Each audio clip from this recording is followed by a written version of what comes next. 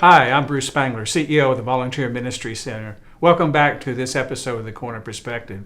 The Volunteer Ministry Center, located on the corner of Fifth Avenue and North Broadway, is dedicated to ending and preventing homelessness in our community. Today it's my honor as well as a privilege to be joined by Finbarr Saunders.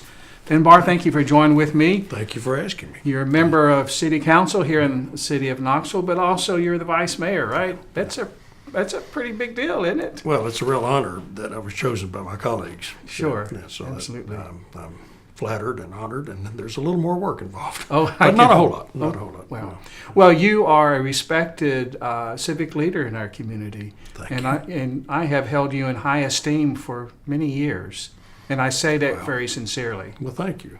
And I'm glad that you decided to join me today. Well, I'm delighted. I'm glad you asked. Sure. Well, I have a question for you to kind of get us off the mark. Okay. I noticed that during your civic leadership that you've been very inquisitive. You've been trying to understand the issue of homelessness, and I'm just curious, what drives that? Yeah, actually, it wasn't just homelessness. It's a curiosity about this community. Okay, very good. Homelessness is one of the issues, and it's a really tough issue, but I got involved in doing community activities years ago and discovered that I really got probably more out of it than I thought I gave to it. Mm-hmm. And I think a lot of people have that feeling. That's not unique to me. Homelessness is one of those issues as I probably kind of stumbled into through my interest in historic preservation, and especially your volunteer ministry. The Min Villa, which was an old apartment house. Sure. That was in pretty bad repair, and I was involved with Knox Heritage, and we were very interested in having that rehabilitated, which you have done a magnificent job. Right. And of course, the Flanagan School, all of these facilities that provide assistance to the homeless. It's worked. Right. And we know that model works. We know that permanent supportive housing model works. It really does. We have 57 units there. Did you know that over half of the present residents are the original leasees in 2010? Wow. And about 90% of those who live there now have been there for a year or longer. That's fantastic. But you still provide counseling services, the case management, and so forth. Yes. So that's absolutely vital, and that's what makes the housing work. Oh, it does. Those wraparound services. Yeah. I've always said that for the issue of homelessness, the equation always has to be housing plus support.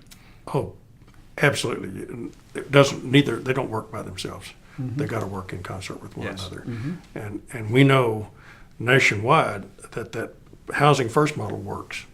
I think Utah has made a great example of that, as Absolutely. I recall. That takes a lot of front end faith. Which I don't know whether this community is edging toward that or not, but we are doing a better job, it appears to me, and you're probably a better judge of that than I am. Well, I think we are. Yeah. I think we are. I know right at the moment, because of the redo of the Walter P. Taylor homes, that probably our supply of the housing has been reduced, but long term it's going to be increased. Right. And that's not very long term. That's probably a year and a half, maybe 2 years. We're going to back up to where we were plus. Right. So And there's some more affordable housing going on in South Knoxville, correct? you bet. There's 167 units just a block off Chapman Highway on Martin Mill Pike, right behind Shoney's, essentially, that will be coming soon. And I don't know exactly what soon means. I would assume about a year and a half on that as well. Right. So that things like the Restoration House that council voted on, I think a week ago, that will provide, I think, an additional 10 units of 12 they're doing. The McNabb homeless veterans, Right. they're doing 10 or 12 units. So there's a fair bit of interest and activity in the community. But if you look throughout our community, for instance, down on Sutherland Avenue, across from West High School, there are two large complexes that provide a lot of affordable housing. It's not all affordable housing, and of course, and that's also an example of when the housing matures, if you will, and then it goes to market rate. Right. And so that is an additional difficulty we're having, not just this community, but communities throughout the country. Yeah, absolutely. So, the issue of homelessness is a national phenomenon for sure. No question, no question. I mean, that's a bigger question. It has to do with jobs and income and a lot of things that we don't control on a local level.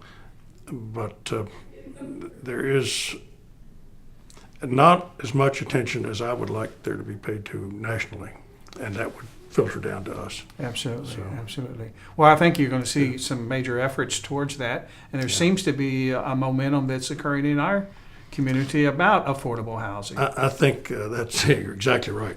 As I said a moment ago to you, the annual action plan that our community development department presented last Monday night at the O'Connor Center dwelt a lot on that issue of affordable housing in the community and a lot of the things that were beginning to take place.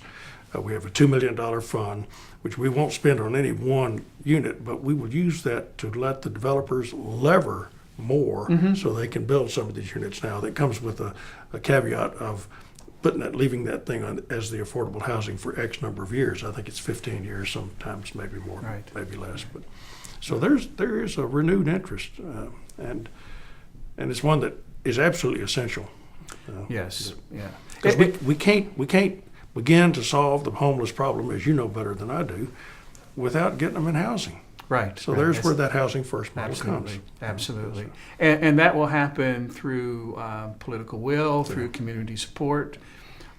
So I guess in conclusion, I want to say thank you for being both a driving force in that, but also being a rational response to it as well. Well, thank you. Thank you. I think this new council, while the old council was interested, the new council seems to have a heightened interest, and I'm really pleased with that. So I'm excited about the next 2 years for me. Well, thank you on many, many levels, but also thank you for joining me today on this Corner Thank you. Perspective. I've enjoyed it. Thank you. Hope it helps. I'm sure it does. I'm sure it will. Well, thank you for joining with me in this episode of the Corner Perspective, and hope that you'll join with me next time.